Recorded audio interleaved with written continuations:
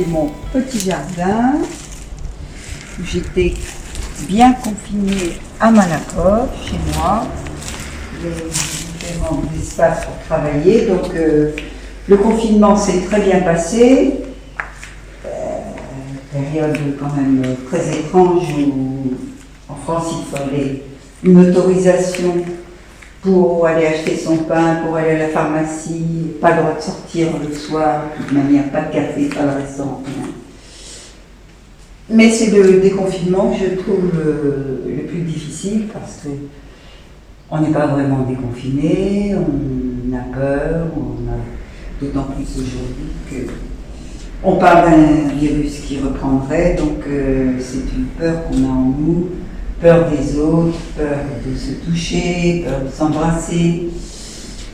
C'est vraiment l'effet papillon d'Édouard Laurence qui disait dans les débuts des années 70, qui disait qu'une aile de papillon au Brésil peut détruire le Texas. Alors on est vraiment là. Donc j'ai fait... quand Bregenz, Thomas m'a demandé de participer à cette exposition. On ne pouvait rien envoyer de France, pas de transporteur, rien. C'était assez rapide comme proposition, que j'ai trouvé tout à fait intéressant, bien, de réagir vite. Donc je lui ai proposé de ne pas mettre d'œuvre originale, mais de ne mettre que des reproductions, des photos que j'allais lui envoyer, de ce que j'étais en train de faire, donc des dessins, et comme j'étais beaucoup dans les têtes de mort, mais finalement la mort, les petites fleurs sont plus fortes que la mort, et nous y arriverons tous à vaincre.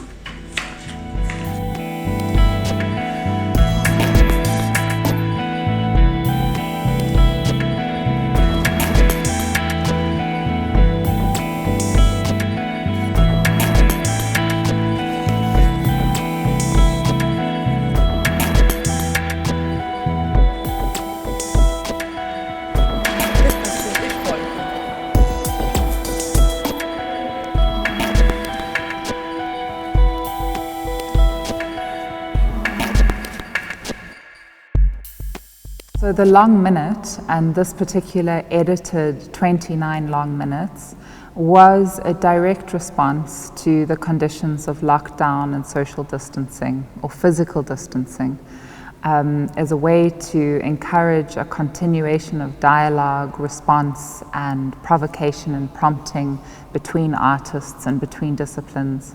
It was a very simple invitation for artists to share with me as a person from the Center for the Less Good Idea, a minute of something that they were constructing in their own minds, spaces, and bodies.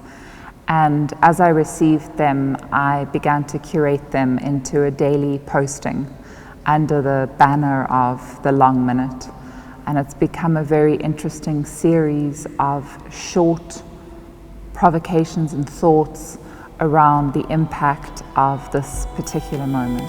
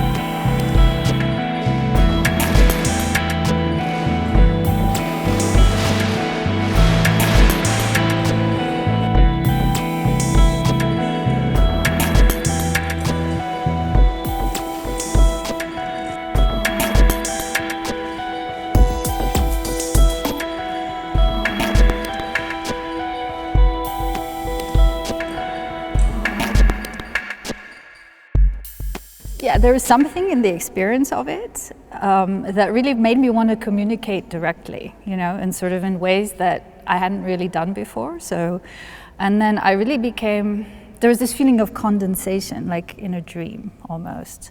And then I really became interested in the way that we communicated through the medium of the screen. So it's almost as if our nervous system sort of got prolonged or extended through the medium of the screen and our nervous system and our senses. So then this brought up the image of the cyborg. So a cyborg is a human that's been augmented, whose parts have been replaced by machines. So I really started thinking about this trope or image of the cyborg, and I decided that I wanted to make work from that position. And so what I did was that I began to make this series of drawings that were using technology in a way, because I made it for a social media platform, and specifically for Instagram.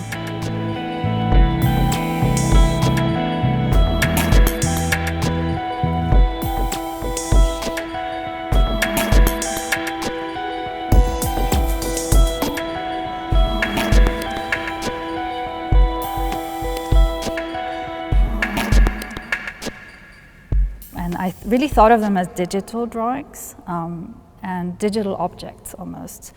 And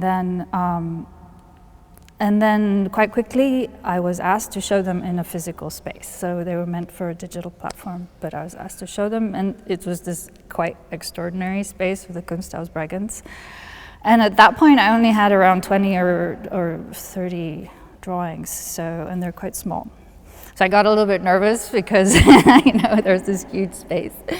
But then we found a solution, which is in a way to spatialize time. So we decided to show them as documents in vitrines. And so the drawings are shown with the text, and then some photographs, like family photographs that I showed. And then basically, since the project is ongoing, so I'm continuing to make this work. So it became, from the journal of confinement, it became the journal of deconfinement. And then I will continue until there's a sort of a natural stopping point.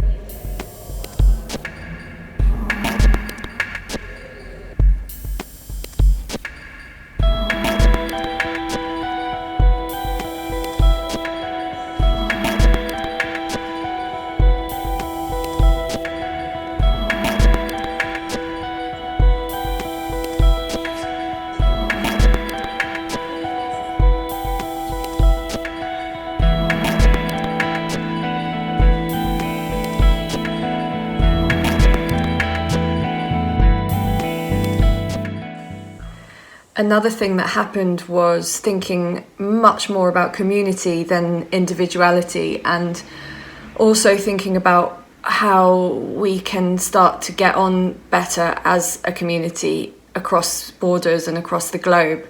And I was thinking so much about a language I rarely speak, which is Croatian, and yet it feels very buried and latent within me. And the Anglo-centrism and the Western kind of narrative that I'd been portraying, and the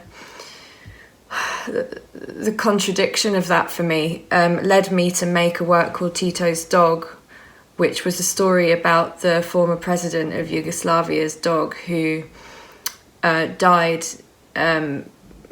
by leaping in front of his master Tito and taking the shrapnel.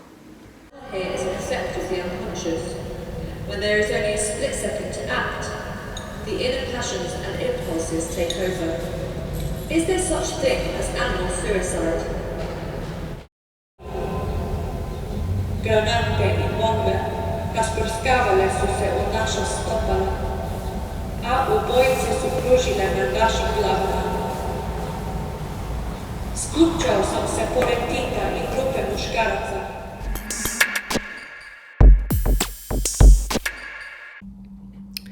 Hi, this is Helen Kamek. I just thought I'd say a few words about the film. They call it Idlewild. It's quite a personal film. It came from an invitation from Wysing in Cambridgeshire, a special place within the British Arts Ecology where artists are offered space to sit and dwell on making work. And as I was there, I began to consider, I suppose, what it means to be in a space to open up and into oneself in order to make work or simply to be. In this space, I guess, of production and pressure that artists we've come to expect. And so this is a very, very different experience. It's a different space to find yourself in. And whilst thinking about myself and other artists, their labour and their so-called thinking and perhaps seen to be downtime, I started to consider this idea more generally and historically. So who has and has had access to this space? A space of privilege, I suppose, a space readily available to certain people, perhaps, and how tied to labour and commodity it is, and I guess ultimately power. I began to wander over to this idea in relation to labour and productivity. The idea of laziness, who is lazy, who is believed to be or painted as lazy, and how this affects value and worth, and ultimately freedom. The freedom to be, and so the project that began as an introspective look at my own process in relation to the offer at Wysing became an exploration around the relationship to idleness, its value, its challenge, I suppose, to capital. Who can access this? Who is deemed to inhabit this space? When it's untrue and blind to the structural framework that maintains and drives inequalities. So I became interested also in this line between idleness and laziness and what this means in the incremental structures of capital, class, race and labour. The form and structure of the film, the poetic text combined with quotations and source text and material, and the pace and composition of the images are intended to, in themselves, create a space for the very kind of reflection that the work is seeking to speak of. Thanks.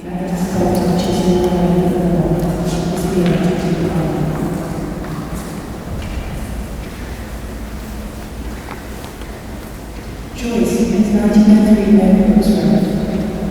All art, again, is static, with the feelings of terror and pity on one hand, and the feeling of idleness. I am called by a text I am kept to the mental archive. Titled Killing the Soul by Christopher Costi. For wandering across historical moments and dissipated shops. And I consider what it means to engage with sound, and what is a state of embracing silence. I think work can come out of air or anything really. It can be any sort of impulse that you have in the world to create something, and that doesn't have to mean grandiosity. It doesn't have to mean expense. And it certainly doesn't have to mean these sort of bombastic, X Factor style, glitzy presentations of artwork that involve teams and teams of people. I just melt into whatever's given to me and make do and make the best of what resources I have. So for me, it was actually a really beautiful lesson to understand what it is to go back to why I do stuff and to not have any excuse to gloss it over with something finessed or, you know, something that could take away from the actual urge to make.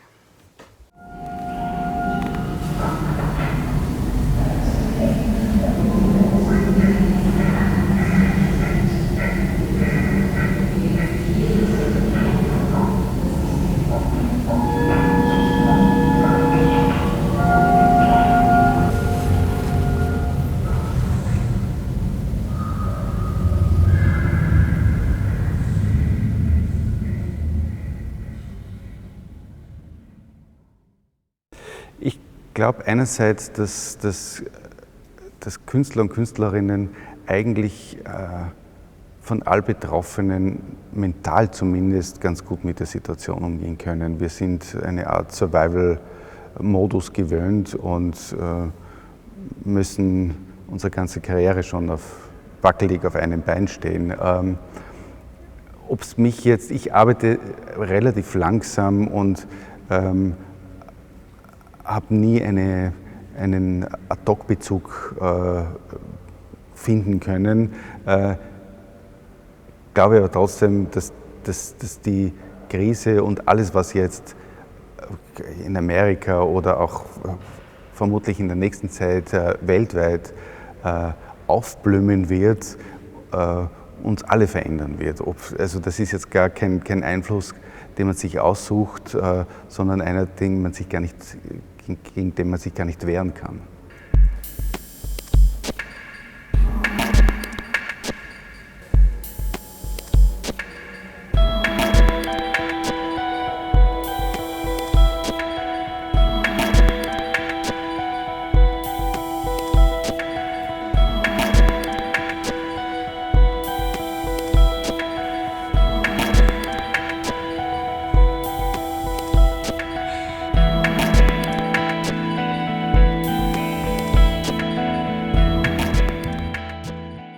Also hier im Haus zeige ich ja zwei verschiedene Serien. Die eine, mit der ich auch vor 11 Jahren hier schon vertreten war, das sind übermalte Porträts, übermalte Gemälde des 19. Jahrhunderts.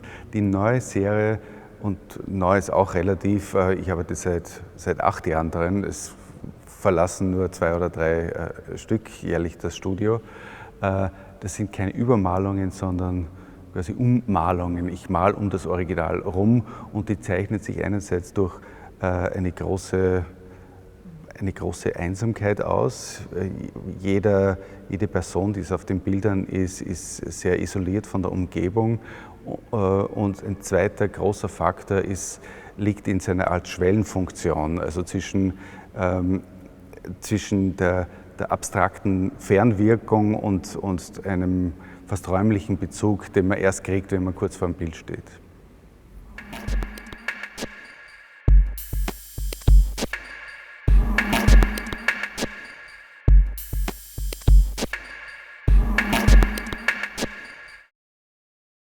Hi, I am Andres Versammler. I represent Rabia Mroué.